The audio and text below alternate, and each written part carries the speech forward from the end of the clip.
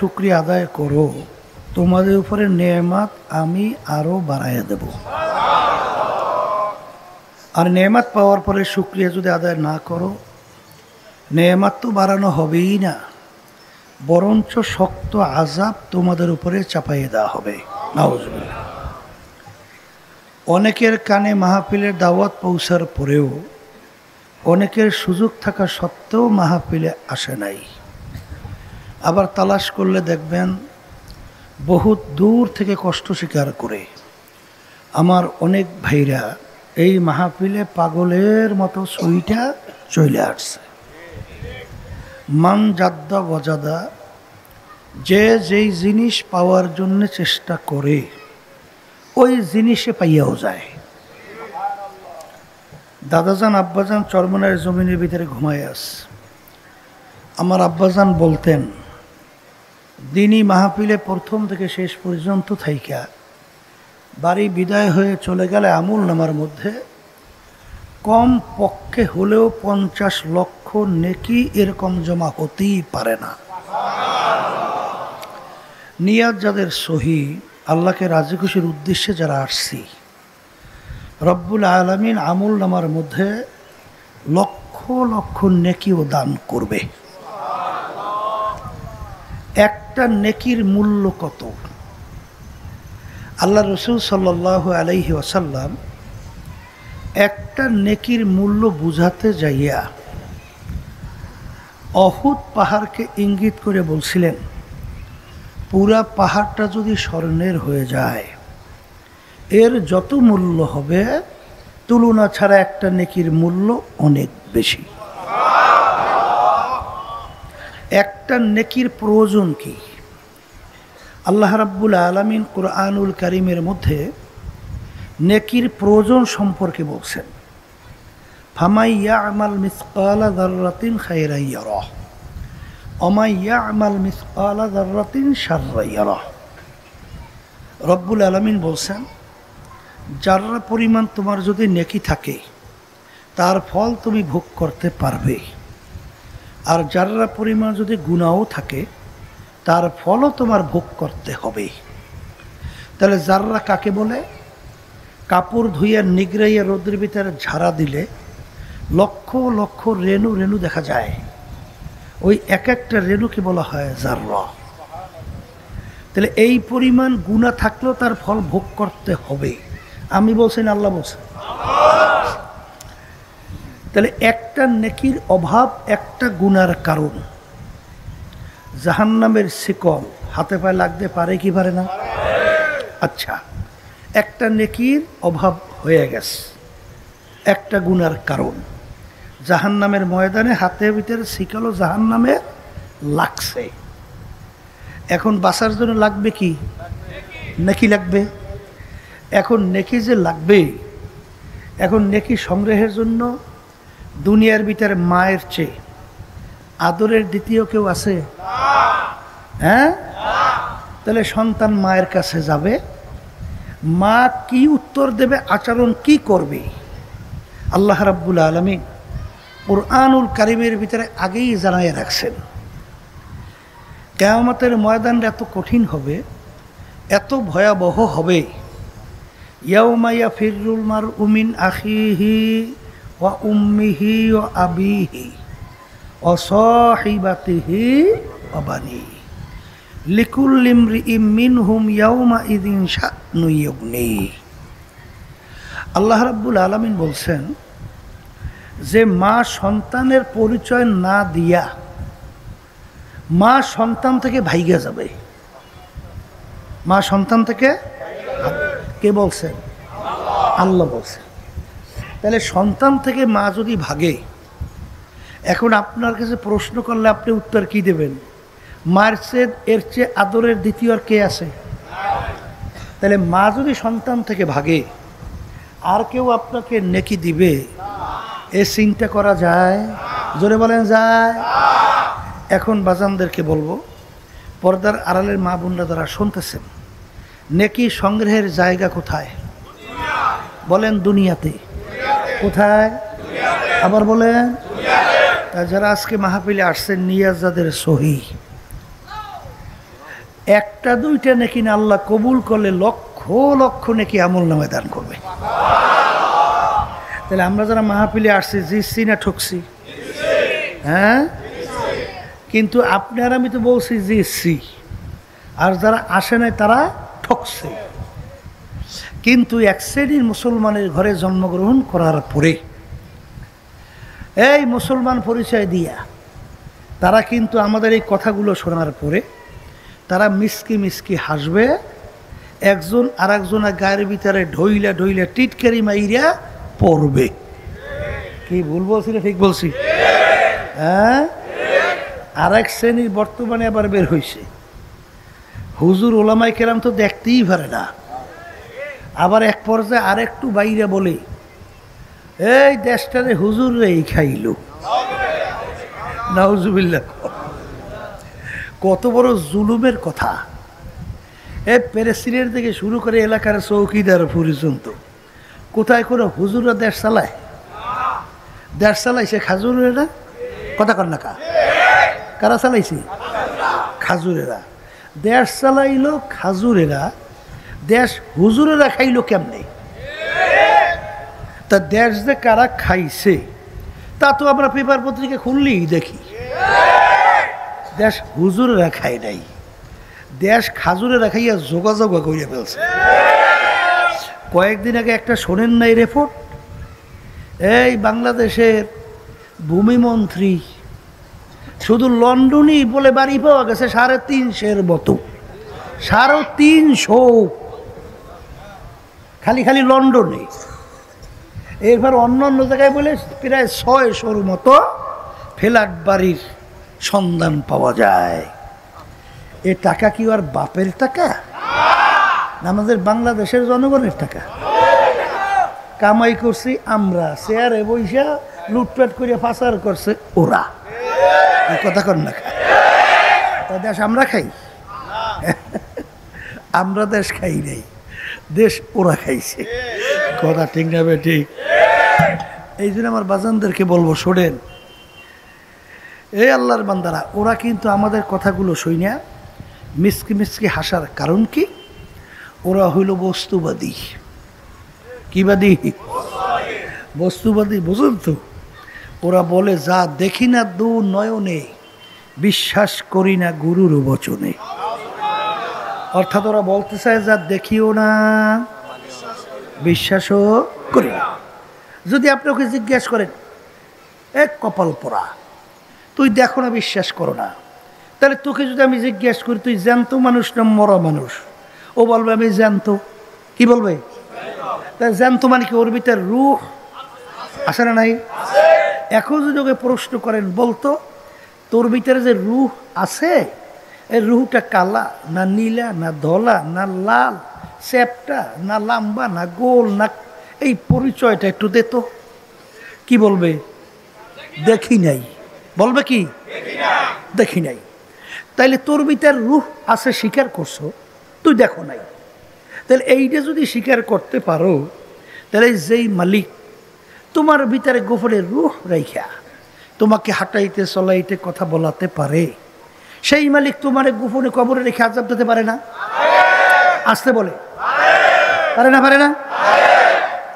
এই বস্তুবাদীরা এই ওলামাই কেরামদেরকে ঠেক দেওয়ার জন্যে বিভিন্ন ধরনের কথাবার্তা করে। এই ওলামাই কেরাম বয়ান করে আল্লাহ রাব্বুল আলামিন যাকে ছোট একটা বেহেশত দান করবে, এই 10টা দুনিয়ার সমান।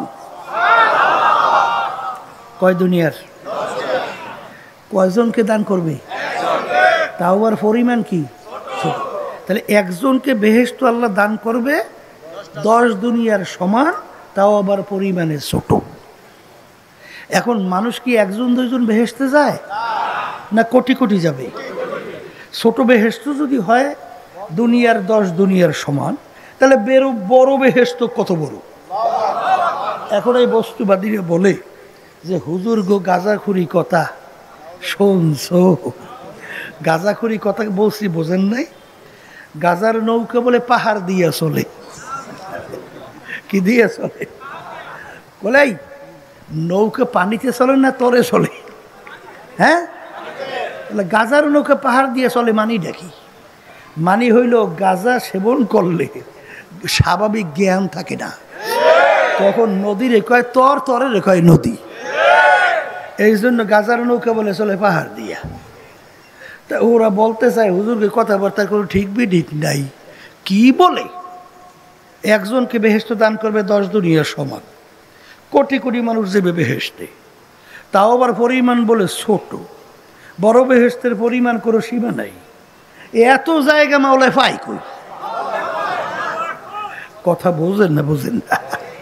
এই আল্লাহর বান্দারা শোনো, বর্তমানে এই আধুনিক যুগে, বৈজ্ঞানিকের যুগে আল্লাহর রহমতে জায়গা পাওয়া গেছে, আলহামদুলিল্লাহ বলেন না? জায়গা কি মালিকের জায়গার অভাব নাই। কলে তাকি কিছুদিন আগে আমেরিকার যে মহাকাশ নিয়ে যারা রিসার্চ করে, ওই সংস্থার নাম হলো নাসা। কথা বলছেন?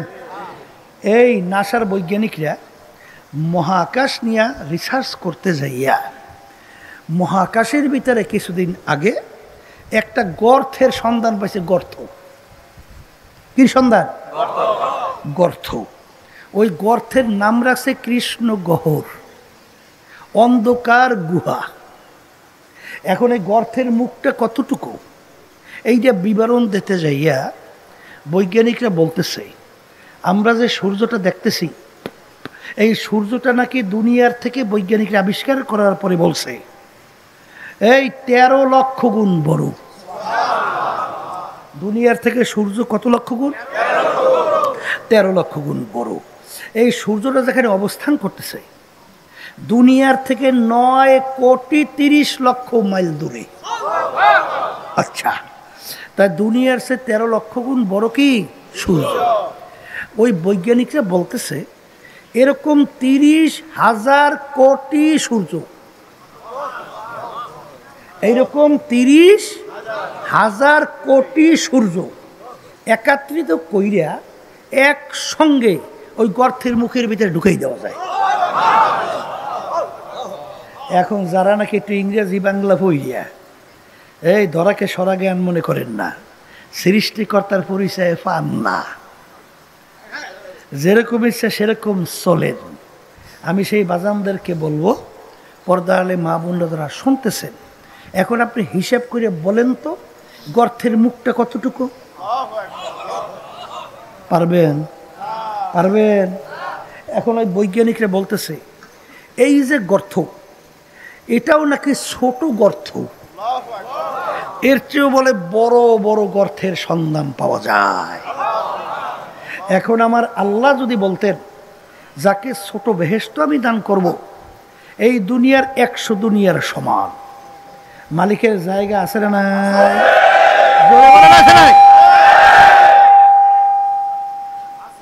তাইলে বোঝা গেল যে বস্তুবাদীরা ওরা আবার আরেকটু বাইরা সৃষ্টিকর্তা তালাশ করিয়া পায় না, সৃষ্টিকর্তা তালাশ করিয়া পায় না। কারণ কি জানেন? ওরা বলতে চায় সৃষ্টিকর্তা যদি একজন থাকি তাহলে তাকে বানাইছে কিনা।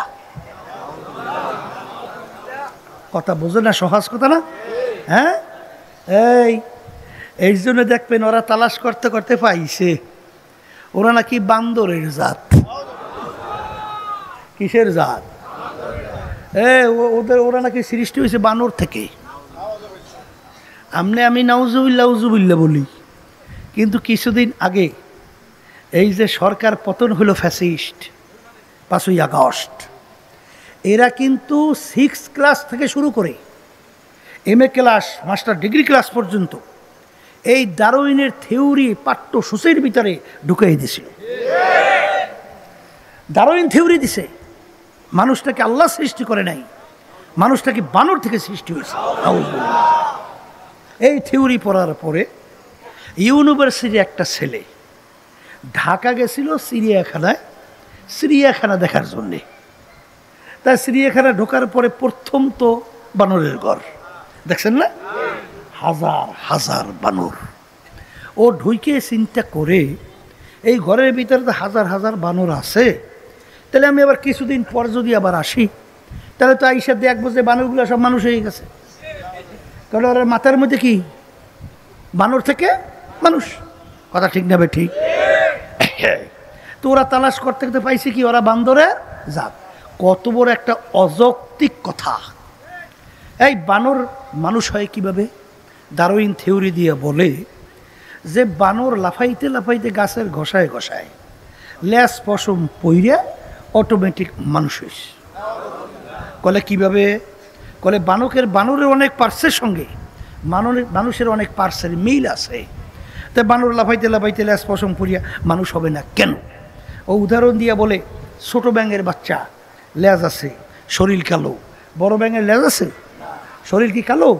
তাইলে ছোট ব্যাঙের বাচ্চা ও যদি লেজ পইরা শরীর পরিবর্তন রং করিয়া এই বড় হইলে এই রূপ ধারণ করতে পারে, তাহলে বানরের অনেক পার্সের সঙ্গে মানুষের অনেক পার্সের মিল আছে। তাহলে বানর লাফাইতে লাফাইতে লেজ পশম পইরিয়া কেন মানুষ হবে না? নাউজুবিল্লাহ। এই বান্দরের চিন্তা বান্দরিয়া, কথা ঠিক না ঠিক? এখন বান্দরের জিজ্ঞাসা করে, ও বানর, কোন দেশে কোন যুগে কোন তারিখ কোন জঙ্গলে বানর লাফাইতে লাফাইতে লেজ পশম পইরিয়া মানুষ হয়েছে, এইরকম ঠিকানাটা তো দেও তো। পারবে? পারবে না। এরপরে দেখেন কত বড় অযৌক্তিক। বানর যদি আগে লাফাইতে লাফাইতে লেজ পশম পরে মানুষ হয়, এখন দুনিয়াতে বানর নাই? ওরা কি সব ভদ্র না এখন লাফালাফি করে? তাহলে আগে যদি দুই একটা বানর লাফাইতে লাফাইতে লেজ পশম পরে মানুষ হয়, এখন হবে না কেন? এখন কেন হবে না? তাহলে বুঝতে হবে যে বানর থেকে মানুষ হয় নাই।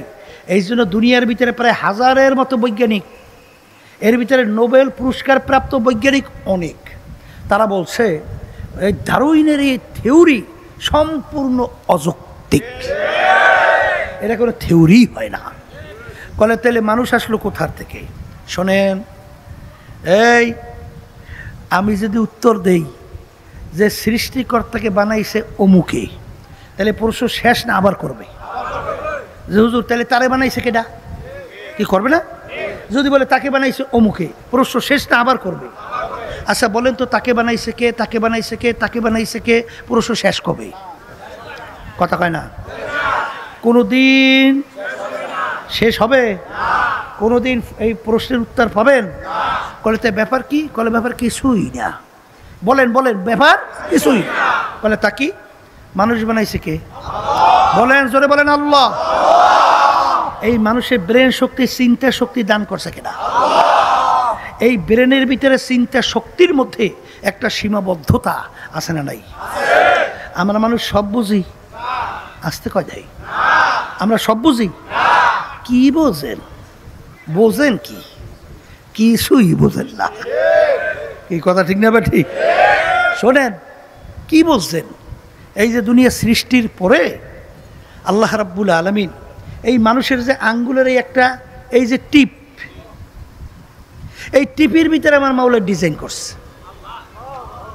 দুনিয়া সৃষ্টির পরে যত মানুষ আসছিল, যত মানুষ আসে, হাজার হাজার হাজার কোটি মানুষ, এই এতটুক জায়গায় ডিজাইনের মধ্যে একটা মানুষের টিপের সঙ্গে আর একটা মানুষের টিপের এই পূর্ণ কোনো মিল নেই। এখন এটা আপনার ব্রেনে ধরে? কত কোন ডিজাইনার আছে এতটুক জায়গায় কয়টা ডিজাইন করতে পারে? তো এই ডিজাইনের একজন নাই?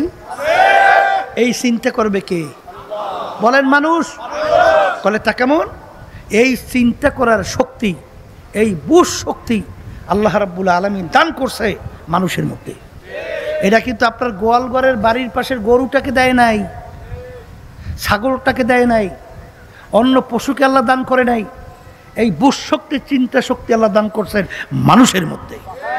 এই কথা ঠিক না? ঠিক। বলে তা কেমন? আপনি রাস্তা দিয়ে যাইতেছেন, দেখেন গোবর পড়ে রয়েছে। গোবর কি পড়ে রয়েছে? ধারে কাছে কোনো গরু নাই, তো চিহ্ন নাই, কোনো গরু দেখা যায় না। এখন গোবর যখন আপনি দেখবেন, তখন আপনার ব্রেন কি উত্তর দেয়? হ্যাঁ, আপনি গরু দেখছেন, তাহলে এটা কিভাবে বললেন? আপনার ব্রেন বলে যেখান থেকে একটা গরু গেছে। কথা কয় না? এই বুঝ শক্তি চিন্তা শক্তি আল্লাহ দান করছে কাদের মধ্যে?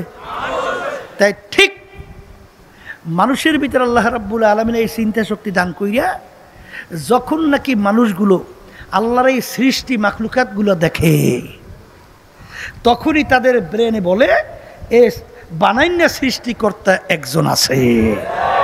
কই জোরে বলেন, কথা ঠিক না বে ঠিক? মানুষ চিন্তা করবে এই সূর্যটা দুনিয়া থেকে 13 লক্ষ গুণ বড়, দুনিয়া থেকে 9,30,00,000 মাইল দূরে। এই সূর্যটা কিসের মাধ্যমে, কোন রশির মাধ্যমে এটা ঝুলাইয়ে রাখলো, কে কিভাবে তৈরি করলো কেনা, সৃষ্টি করলো কেনা, এই চিন্তা করতে যাইয়েই তখন তার ব্রেনে উত্তর আসবে এ করণীয় সৃষ্টি করতে একজন আছে। কি জোরে বলেন, কি কথা ঠিক বলছি না ভুল বলছি? এরপরে আপনার ব্রেন বলবে আপনি গোলাপ ফুলের ঘ্রাণ নেন, গোলাপ ফুলের ঘ্রাণ মনোমুগ্ধ করে না? নেওয়ার সঙ্গে সঙ্গে কলিজা ঠান্ডা হয়ে যায় না? এই ঘ্রাণ এর ভিতরে আল্লাহ লুকাইয়া রাখছে। ঘ্রাণ দেখছেন কে কে? কথা কয় না? হ্যাঁ, এই লুকাই রাখলো কে? এই লুকাই রাখুন একজন সৃষ্টিকর্তা নাই? আসতে কয়, হাজার রকমের ফুলের ভিতরে হাজার রকমের ঘ্রাণ, এই লুকাই রাখার একজন কারিগর নাই? তখন আপনার ব্রেন বলবে একজন সৃষ্টিকর্তা আছে। কথা ঠিক না বে ঠিক? এই মোরাকাবা চিন্তা করার জন্যই আল্লাহ রাসূল সাল্লাল্লাহু আলাইহি ওয়াসাল্লাম বলছেন তাফাক্কুরু ফি খালকিল্লাহ ওয়ালা তাফাক্কুরু ফিল্লাহ। তোমরা আল্লাহর মাখলুকাত নিয়ে চিন্তা করো, আমার আল্লাহ সম্পর্কে চিন্তা করতে যাইও না, কারণ আল্লাহ সম্পর্কে চিন্তা করার শক্তি, এই বুঝ আল্লাহ রাব্বুল আলামিন তোমাদেরকে দান করে নাই। যেইটা নাই সেইটা নিয়ে যদি কেউ ফাড়াফাড়ি করে এর রেজাল্ট 0। কথা ঠিক না বে ঠিক? তাহলে মালিকের পরিচয় কেমনে পাইবে? যখন এই বান্দা বান্দি একটা ফুল নিয়ে চিন্তা করে, একটা গাছের পাতা নিয়ে চিন্তা করে, তখন সে ফুলের দিকে তাকাইয়া তাকাইয়া তখন বলে হার রং মে তু হ্যায়, ভূ মে তু হ্যায়, গোল মে তু, हर जा तू जिधर देखता हो माई तू ही तू है, तू ही तू है, तू ही तू। হে আমার দয়ার মালিক, আমি যখন একটা ফুলের ঘ্রাণ নেই ফুলের দিকে তাকাই, আমি ঘুরে ফুলের ঘ্রাণ পাই না, আমি ফুল দেখি না, আমি দেখি তোমাকে। আমি কাকে দেখি? গোবর দেখে আমার ব্রেন বলে এখান থেকে গরু গেছে। ঠিক ফুলের দিকে তাকাইয়া আমি দেখি বানান্য একজন সৃষ্টিকর্তা, সে হইল আমার আল্লাহ। জোরে বলে কথা ঠিক না বেঠি?